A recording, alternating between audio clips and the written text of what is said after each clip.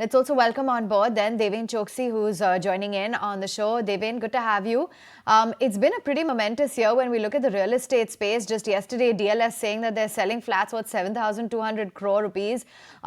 What is it that you're looking at within the entire real estate space? Is the party going to continue? Yeah, good morning, Avan. Well, if you look at the macro space, I think you would find that out of the total savings and investment of the as a percentage of GDP, you find about 60% of that money goes towards buying real estate and gold, and balance 40% goes into the financial assets. Now, that means that if the GDP is going to increase, then the rally for real estate will continue, and also for gold to continue eventually.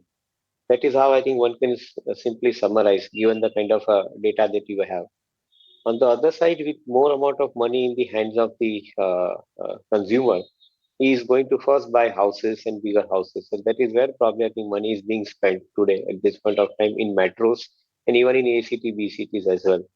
So from that perspective too, I think the demand scenario likely to remain robust. The third most important point, I think, which could come in favor of real estate going forward would be the gradual reduction in the rates of interest. I think, which probably I think would be showing the first signs somewhere in the end of calendar year 24, wherein you will probably find that the central bank has started talking about reducing the rate of interest. Given that situation, I think the demand boom is expected to continue in the real estate space, and including I think for most of the consumer discretionary spending. So from that perspective, I think one should remain bullish. Now, the second point is about the market and the pricing.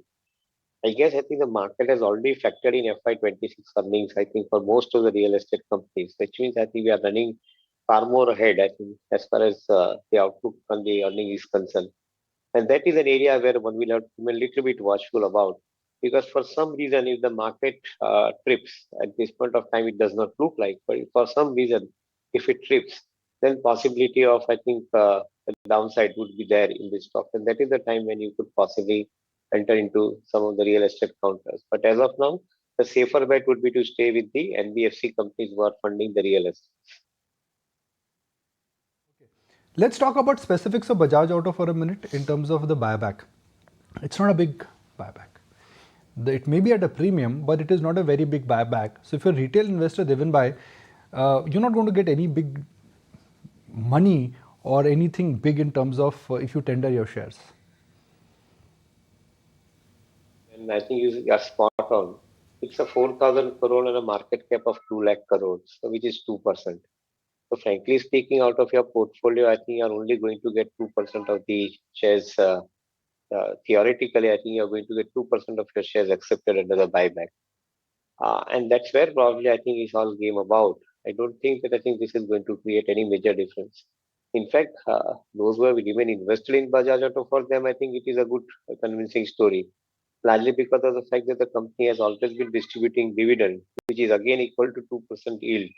So for sure, I think this company has rewarded investors handsomely by way of dividend, by way of buybacks. I think they keep on distributing cash because yearly they generate around 7 to 8,000 crores worth of cash. In the balance sheet today, they have got about 23,000 crores of cash. And as per the rule, basically they have said anything above 15,000 crore cash held in the balance sheet, they would distribute 70% out of it.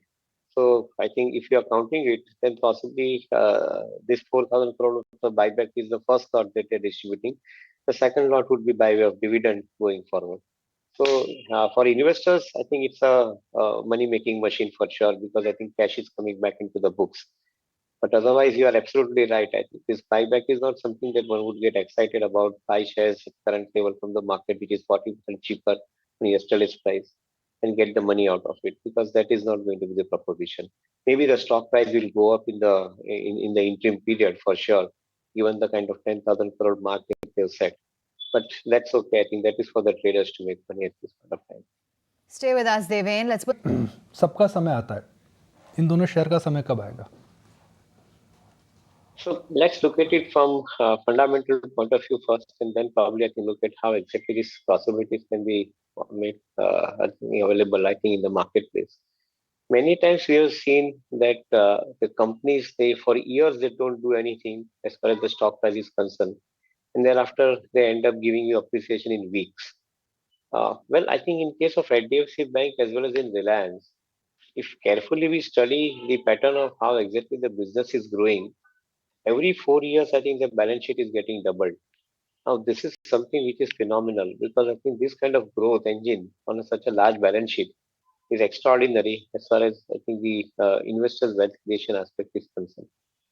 Another aspect to look at in case of Reliance in particular, they have always moved, I think, once in 4 years.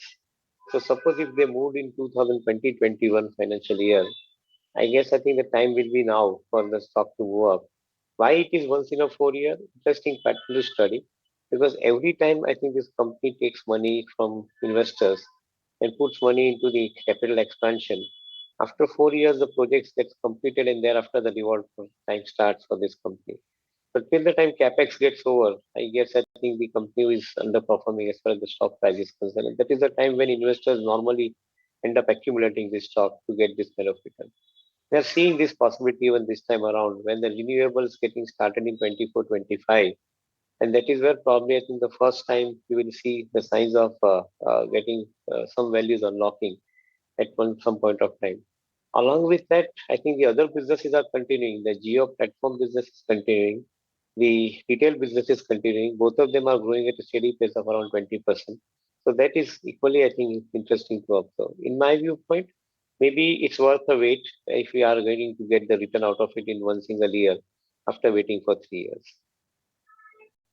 There's one stock which I'm going to throw it open and anyone can pick it up. Nuresh, Kunal, Devan Bhai. Trident. Trident yesterday was one of the most traded stock on National Stock Exchange. Imagine the stock actually traded more than JP Power, GMR.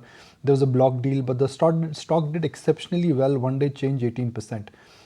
The company is in the business of making terry towels. It is a textile company. I don't track the financials that closely, so I'm going to reserve my comments there. But cotton prices, I know for sure, have come down, and globally, this entire chain seems to be, coming back again in terms of the demand coming from US retailers. Now, with that little introduction to the company, who wants to take the conversation forward? Devan Bhai, Kunal, Nuresh. अरे भाई कोई तो बोलो, मेरे को इतना ही पता है इसके बारे में. So well, I'm not I अब think सब having बोल a रहे हैं. हाँ complete जी, coverage. हाँ जी, बोलिए बोलिए. I, I'm not having a complete coverage on this company, but at the macro picture level, we look at this particular business very carefully. And as you rightly said at the end, I think the US retailers have started, I think, once again with more confidence in 2024 likely to be. That is where probably you are going to see higher demand for Indian textiles and Indian textile products. In fact, the government is so determined to encourage the textile and the textile mega parks along with that many of the strong players are likely to play a significantly large role that we are understanding. In our interaction with many of the textile players, we find that some of the specialty players, like the one which we are talking about in the product segment, they are relatively having better times ahead because of the margin that they are commanding or the premium that they are commanding for the products in the marketplace. So though I don't have the full coverage on this particular company, but in general, I believe that I think some of the specialty textiles companies, the products that they're manufacturing, including in the upholstery segment, including in the sports segment. I believe that I think these are some of the companies which are likely to see relatively higher amount of margin and the growth going forward. But maybe I reserve my comment for Trident at some other point of time when I look into the financials.